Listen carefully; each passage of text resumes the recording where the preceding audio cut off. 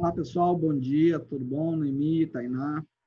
Vamos começar, que já são 10h30 e as nossas aulas, por orientação da coordenação, elas não podem passar de 40 minutos.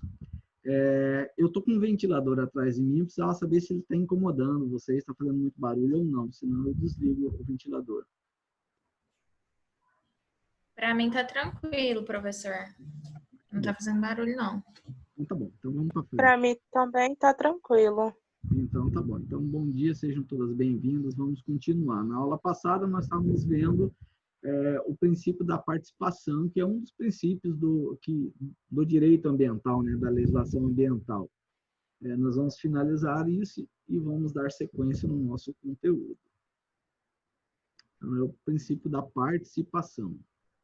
Tá? Vamos lá. Então, a ideia do princípio da participação é começar a solidificar dentro da sociedade uma cultura de preservação ambiental, de proteção e preservação ambiental, com o objetivo de se estabelecer um compromisso intergeracional, ou seja, entre várias gerações, tanto as gerações atuais como as futuras, tá?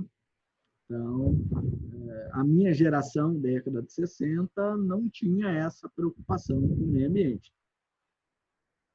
Fomos aprendendo ao longo da vida, com as mudanças que foram acontecendo. Já a geração de vocês já nasceram no meio dessa realidade, né? Desse novo ambiente, desse novo normal, né? Dessa visão mais de proteção dos recursos naturais, né?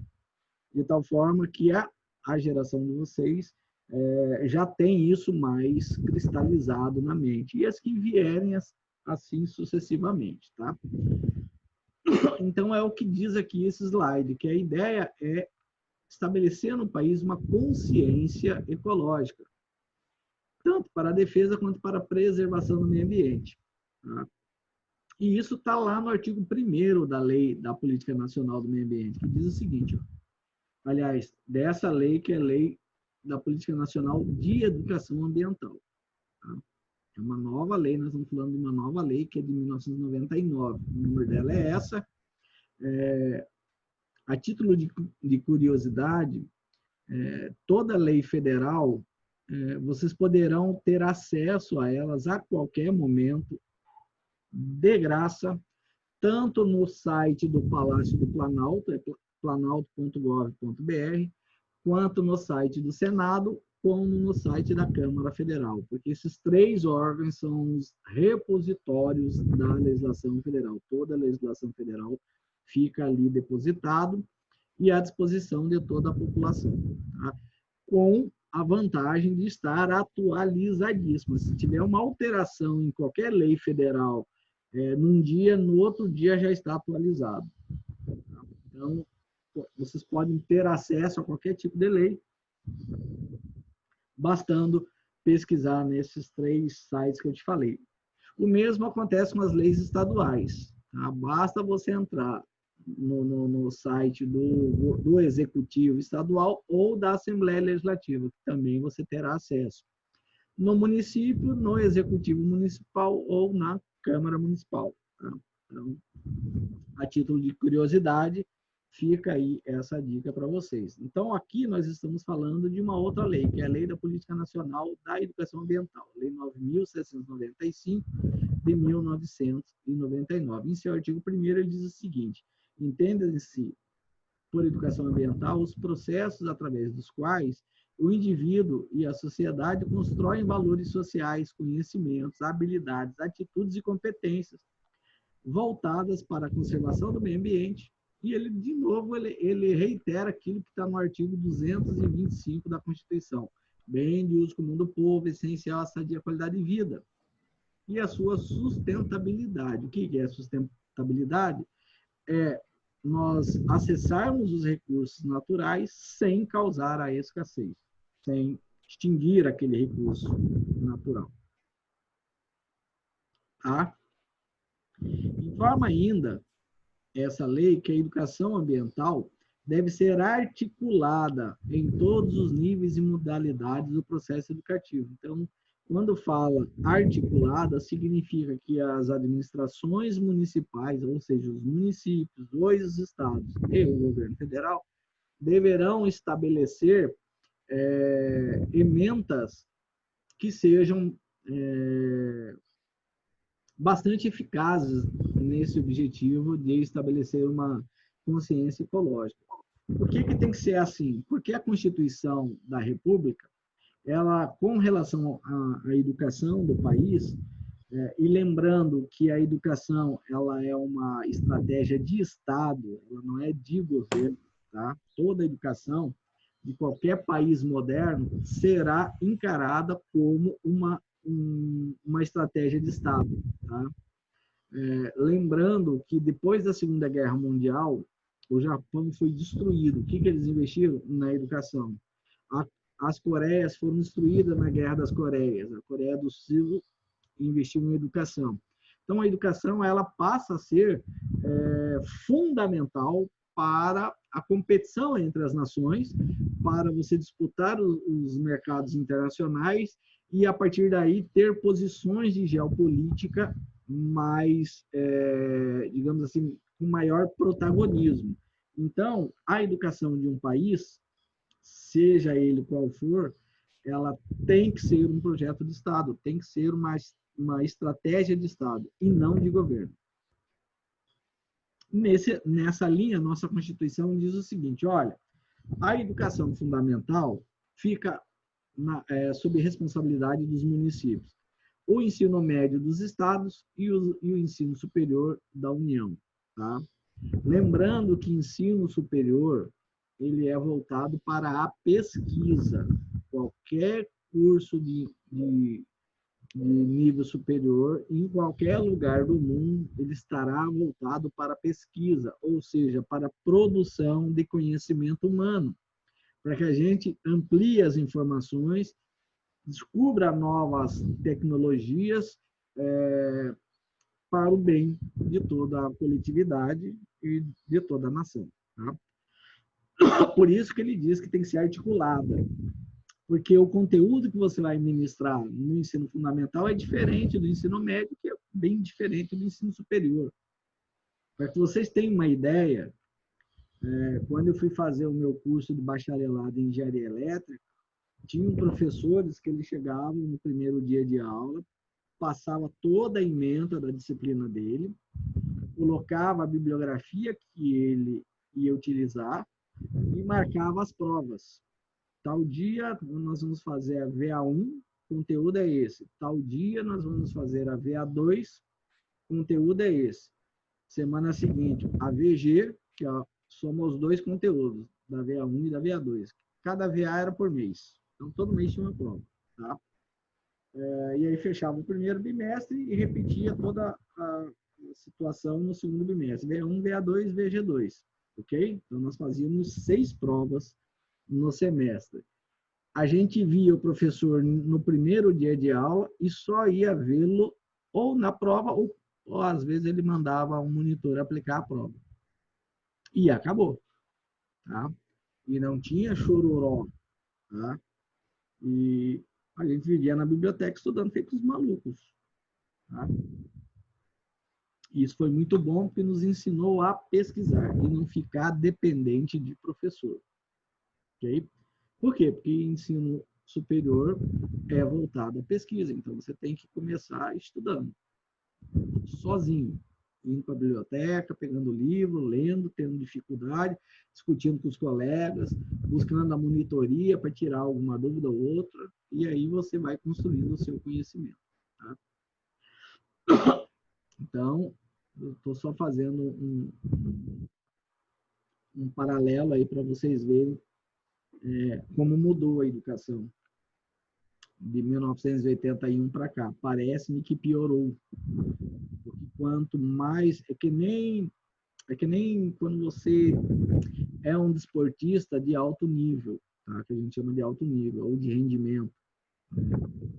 Você está a nível de seleção, ou de um grande time, seja qual for a modalidade. desportivo. Tá? Existe uma máxima para esses tipos de atleta. Treino difícil, luta fácil. Tá? Então, quanto maior for a sua dificuldade na sua formação, depois, quando você estiver no mercado de consumo, vai ser mais fácil para você. Tá?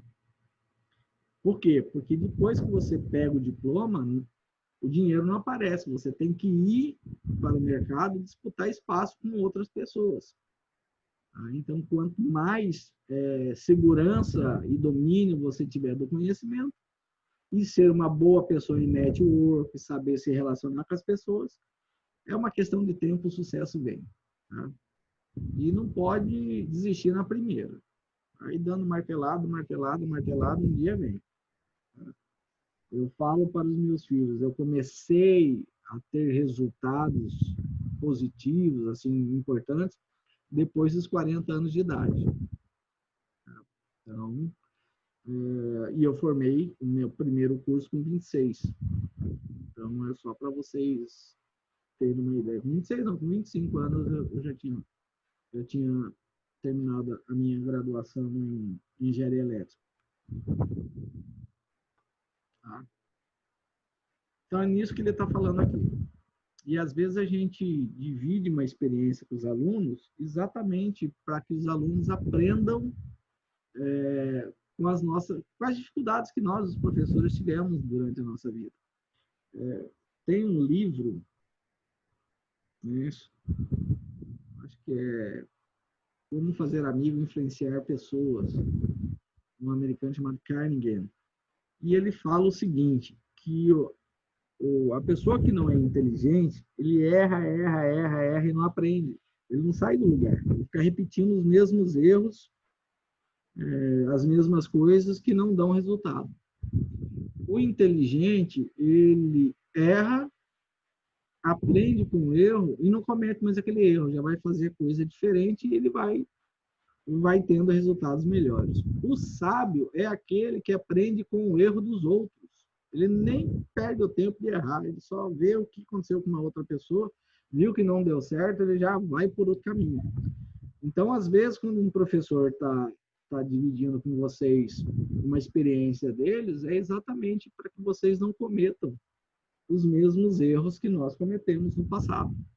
Porque a nós, os professores, nos interessa não só apenas transmitir o conhecimento, mas ter alunos profissionais de sucesso no futuro. Esse é o grande salário nosso. Quando a gente encontra um ex-aluno e fala, poxa, aqui, ó, é um empresário de sucesso, esse aqui virou médico de sucesso, virou juiz. Um dia eu fui fazer uma audiência, um ex-aluno meu do curso de telecomunicações era o juiz de direito daquela audiência. Fiquei tão feliz. Então, isso é bacana. Vamos para frente.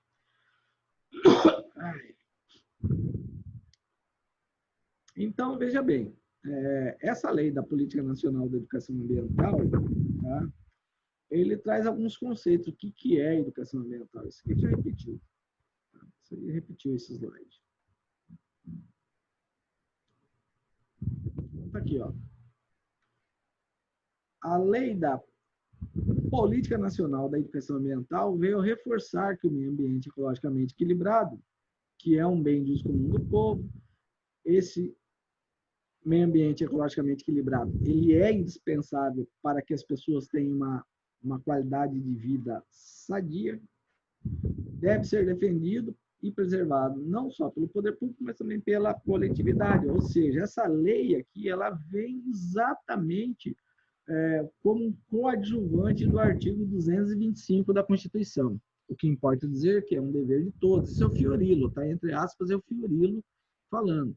Pessoas físicas e jurídicas, por intermédio da construção de valores sociais, de conhecimentos, habilidades e atitudes voltadas à preservação desse bem pela implementação da educação ambiental. Então, você veja que essa disciplina de vocês, ela tem um duplo objetivo. O primeiro objetivo é trazer uma consciência para os alunos da preservação e da proteção do meio ambiente, né? do meio ambiente ecologicamente equilibrado, seja ele natural, artificial, cultural ou do trabalho.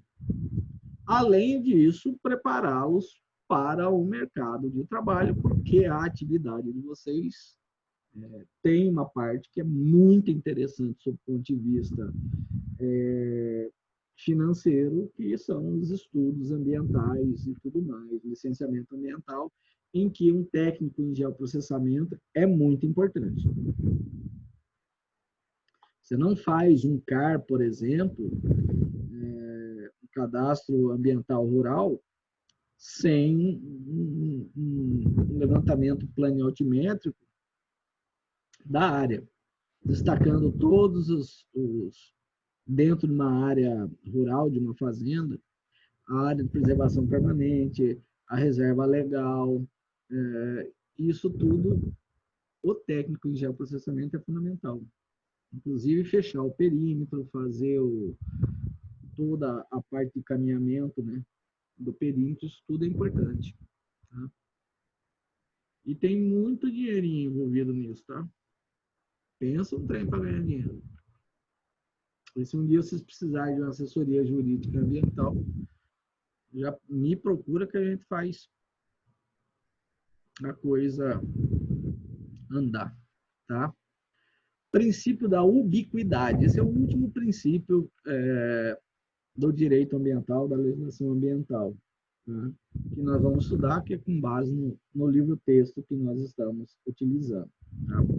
Esse princípio é o seguinte, ele permite que ocorram intervenções de forma antecipada dentro de qualquer tipo de processo, seja privado, seja público, que esteja pensando em desenvolver uma atividade econômica com um sério potencial de produzir danos ao meio ambiente. Então, esse princípio da ubiquidade, ele permite que os órgãos de defesa do meio ambiente antecipe o problema, intervenha e determine mudança, até mesmo num projeto de lei. Às vezes o município está desenvolvendo, está revendo a sua lei de uso e ocupação do solo urbano, que é uma lei eminentemente de meio ambiente artificial. E ele está mexendo no zoneamento urbano e, de repente, uma área que tinha um interesse ambiental dentro da cidade específico está ficando de fora, ou uma falha, ficou para trás. Isso permite que o Ministério Público, por exemplo, com base no princípio da ubiquidade, intervenha lá na Câmara Municipal e não altera essa lei aqui, que essa lei aqui vai ter esse problema lá na frente, porque vai permitir que essa área que tem um atributo ambiental especial perca esse atributo e as pessoas possam, de repente, desenvolver um loteamento nesse lugar. Aí nós vamos ter prejuízo numa nascente de um córrego e tudo mais. Tá? Lembrando que Cuiabá ela é cravado de córregos. Tem mais de 170 córregos dentro de Cuiabá. Tá? E nascente de curso d'água, o limite de proteção permanente, né, é de 50 metros. Então, toda nascente ela tem uma preservação da mata ciliar num raio de 50 metros. Tá? Tem rio que você pode, os rios pequenininhos, a APP, que é a Área de Preservação Permanente de Mata Ciliar, 30 metros, 15 de cada lado, entendeu? Mas a nascente é 50 de raio. De raio. Então, por quê? Porque se você perder a nascente, você perdeu o curso d'água. E óbvio que não é uma nascente que forma um córrego. Você pode ter certeza disso. São várias nascentes, às vezes estão próximas umas das outras, que vai tendo a insurgência d'água e ele vai desembocando num tal VEG e aquilo ali forma o curso d'água. Então, toda nascentezinha daquela, por menor que seja, se você retirar a vegetação do seu entorno, ela seca. porque a raiz das árvores puxa o lençol freático para cima. Por isso que não se deve cortar a mata a mata ciliar, né? É considerado área de preservação permanente, mas tem exceção, tá, pessoal? Tem exceção, não é aquela coisa intocável, tá? Existe uma resolução do CONAMA, né? Eu vou até escrever aqui a resolução do CONAMA, se eu não estiver. Resolução CONAMA 369, tá? Eu vou até dar uma, eu vou até mudar isso aqui, pessoal. Eu vou voltar e eu vou abrir lá, eu vou abrir essa resolução para vocês. O que esse cara não quer? Volta lá.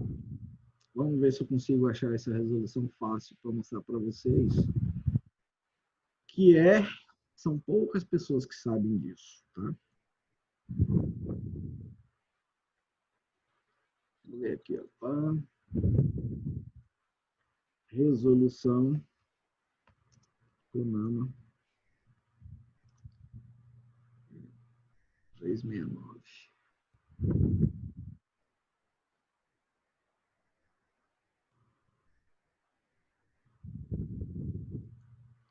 Vamos ver se é essa. Aqui, ó. Vamos ver aqui. Vamos ver se é esse aqui.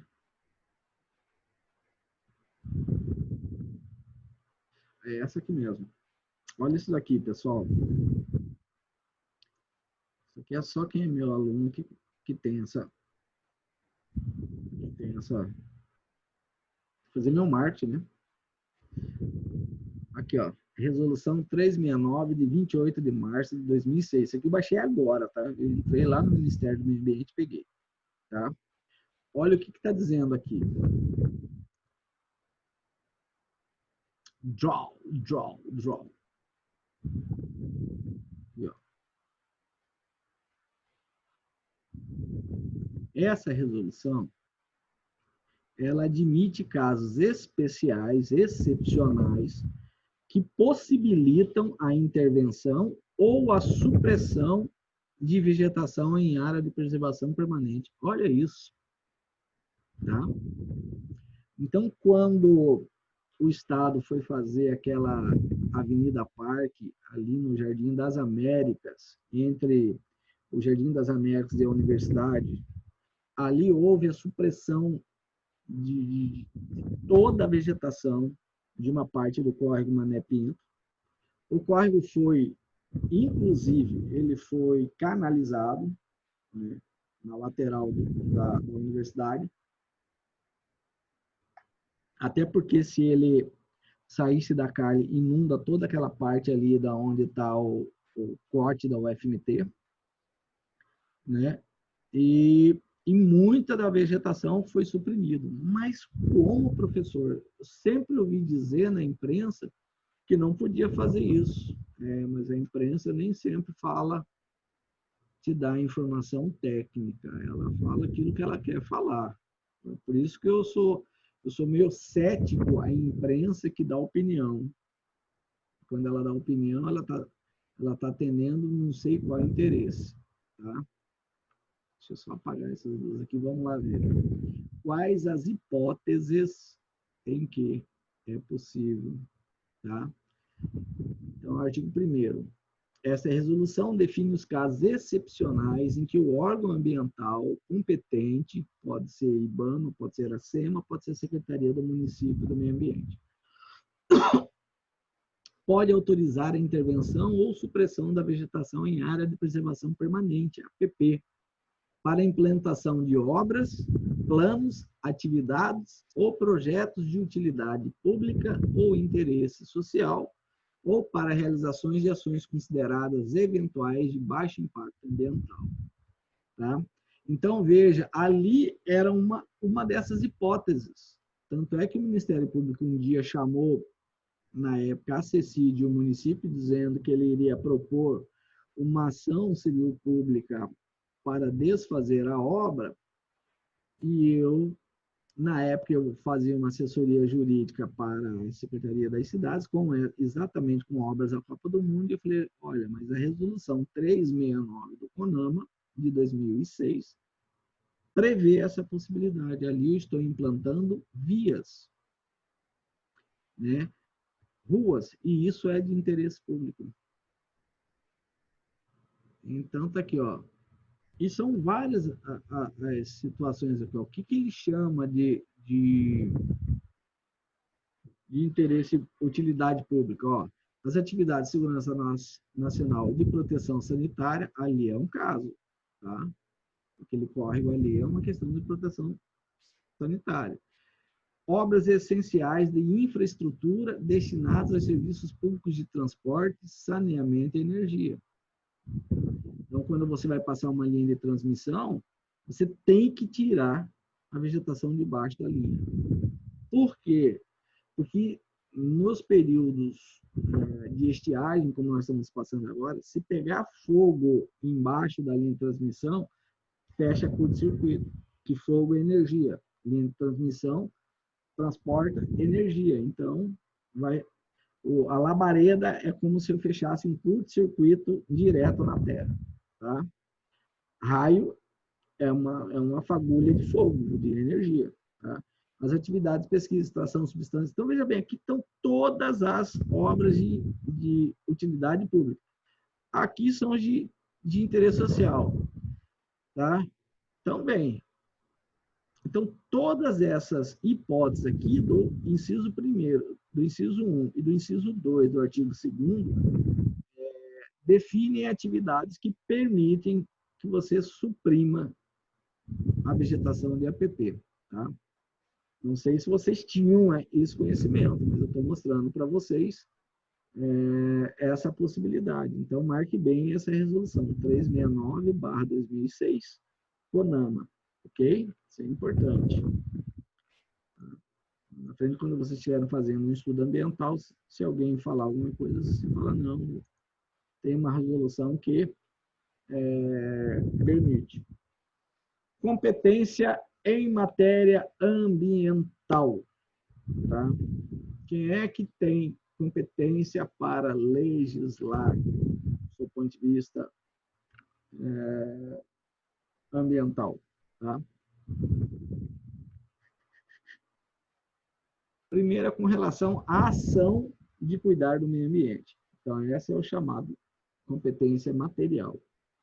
A Constituição, no artigo 23, ele fixa ser uma competência comum entre a União, os Estados, o Distrito Federal e os municípios. Tá? Proteger o meio ambiente, combater a poluição em qualquer de suas formas, preservar as florestas, fauna e flora. Tá? Tranquilo? É por isso que eu posso ter uma carteira de pescador emitido tanto pelo município, quanto pelo Estado, quanto pelo IBAMA. Tá? Porque os três têm competência material comum. Ok? Para cuidar, fiscalizar e tudo mais. Já com relação à competência de produzir lei, que a gente chama de competência legislativa, no primeiro momento que nós olhamos, a gente chega à conclusão que apenas e tão somente os estados e a União é que podem legislar sobre, aqui, ó, compete à União, aos estados e ao Distrito Federal, não entrou aqui os municípios, tá? Legislar sobre floresta, caça, pesca, proteção. Então, no primeiro momento, quando nós lemos o artigo 24 da Constituição, a gente chega à conclusão que os municípios não podem legislar sobre meio ambiente. Porque a Constituição não delega isso no artigo 24 explicitamente aos municípios. Tá? No entanto, nós vamos descobrir lá na frente que quando a Constituição ela dá autorização para os municípios regularem o uso e ocupação do solo urbano, fazer o zoneamento urbano, o Estatuto da Cidade também nesse mesmo sentido, e ali é um meio ambiente artificial com alguns atributos, porque na zona rural você vai ter praticamente um meio ambiente natural preservado. Só na onde é o aglomerado urbano que nós temos a antropização desse meio ambiente natural, e aí esse meio ambiente natural antropizado nós classificamos como meio ambiente artificial. Então, quando a própria legislação, a própria Constituição fala que o município vai editar essas leis, automaticamente ele também tem competência legislativa para produzir leis visando a proteção ambiental, ok? Bom, nós temos um problema aí. Vamos imaginar que num dado local eu tenho 3 leis diferentes. Eu tenho uma lei federal, uma lei estadual e uma lei municipal. A regra clássica, lá a gente olhando a pirâmide de Hans-Kelsen, tá? Diz que a lei federal sobrepõe a lei estadual e esta, por sua vez, se sobrepõe à lei municipal. Tá? Então, em tese, à primeira vista, se eu tenho 3 leis falando sobre essa matéria, eu vou aplicar a lei federal, porque ela é hierarquicamente superior. Só que, no caso do meio ambiente, essa hierarquia da lei, o princípio da hierarquia da lei é modulado. Tá? O que é isso, professor? O princípio da hierarquia da lei passa a ser flexibilizado. E quando eu tiver uma situação em que eu tenho 3 leis, né, regulando aquela situação, eu vou aplicar a que mais protege o meio ambiente, ou seja, a mais restritiva à utilização dos recursos naturais. Eu vou dar um exemplo. Imagina que a lei federal diz que um curso d'água que tenha um canal de até 50 metros, a APP será de 5 metros de cada lado. Vem a lei estadual e diz que não, que dentro do estado, um curso d'água que tiver 50 metros de calha, a APP será de 30 metros, ou seja, 15 metros de cada lado. E aquele município, ele fixa em 20 metros, 10 metros de cada lado. Neste caso, aplica-se a lei do Estado, porque ela é mais restritiva à utilização dos recursos naturais. Ou seja, ela protege mais o meio ambiente. Uma exigia 5 metros de cada lado, que é a federal, a do município 10 metros de cada lado e a do Estado 15 metros de cada lado. Então, nesse caso, aplica-se a lei do Estado, que ela é hierarquicamente abaixo da federal e acima do município. Então, isso é uma hipótese, isso pode acontecer. Tá?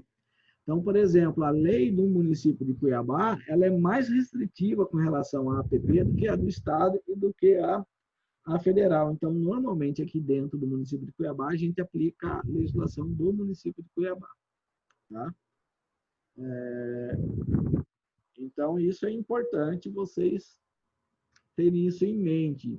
Quando vocês chegarem num município ou num outro estado para trabalhar, pegue as legislações e estudem, veja qual que é a mais restritiva, essa, ou seja, a que mais protege o meio ambiente, é essa que vocês têm que observar na hora de fazer os estudos ambientais.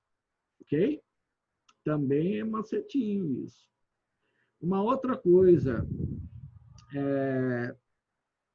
que talvez vocês não saibam e foge do senso comum, e eu vou perguntar para vocês, vocês sabem como que eu defino a margem de um rio, de um curso d'água?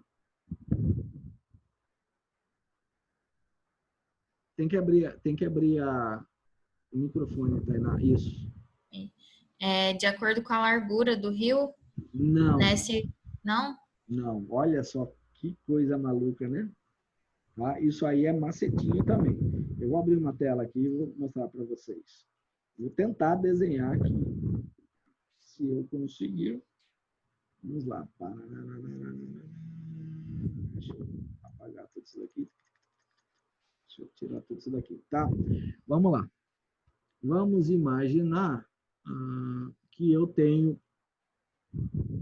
uma situação dessa. Pai, desceu aqui. Ok? E aqui está o rio. Bacana? Onde que começa a margem do rio? Tá? O macete não se esqueça disso que eu vou falar, do ponto onde ocorre a primeira declividade para dentro da calha do rio. Tá? Então, neste caso que eu desenhei, a margem desse lado começa a contar desse ponto e a margem desse lado começa a contar desse ponto. Ok? Então, vamos supor que a APP seja de 15 metros. Você pega aqui, joga 15 metros para cá. Ah, que coisinha mais linda. Aqui no mouse. E 15 metros para cá.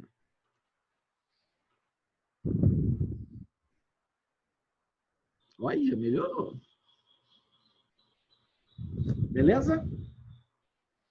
Então é assim que conta, tá? Professor, mas por que que você não considerou aqui, ó, ou aqui? Porque aqui eu tenho um aclive. Então ele teve esse aclive, aqui que ele começa a descer. Então aqui é onde começa a margem. Então, tudo isso daqui eu tenho que preservar de APP, tá? Porque aqui é considerado calha do rio. E aí eu venho 15 metros e não mexo aqui. Tá? Mesma coisa para cá. Beleza? Tranquilo? Então, hoje foi uma aula com aspectos práticos. Alguém quer fazer alguma pergunta? Daílson, você falou assim, não, durante a aula está tudo bem. Depois que vai estudar, que aparecem as dúvidas. Mas está tudo bem? Tudo tranquilo? Pessoal, já são 11h09. Já vai fechar para 11h10. Já deu os 40 minutos. Tá? Então, vamos parar por aqui. Se tiver alguma dúvida, Tainá, pode fazer. Daílson, pode colocar. Então, eu vou desejar a todos um ótimo final de semana. Fiquem com Deus. Daqui a pouquinho eu vou subir o vídeo. Tá? A Noemi está voltando. Vou deixar ela chegar aqui só para falar. Bom final de semana, Noemi. Você está deitada aí, né, no escurão, hein, Noemi? Tá bom demais. A gente já está terminando a aula, Noemi. Já deu o horário. Tá? Mas qualquer coisa, assistam de novo, vejam. Se tiver alguma dúvida, manda lá faz pergunta para mim lá na plataforma. Tá? E eu vou subir a aula daqui a pouco e vou subir um fórum também para ajudar vocês a estar estudando, ok? Então, tudo de bom para vocês aí. Até a próxima aula. Bom final de semana. Obrigada, bom final de semana para todo mundo também.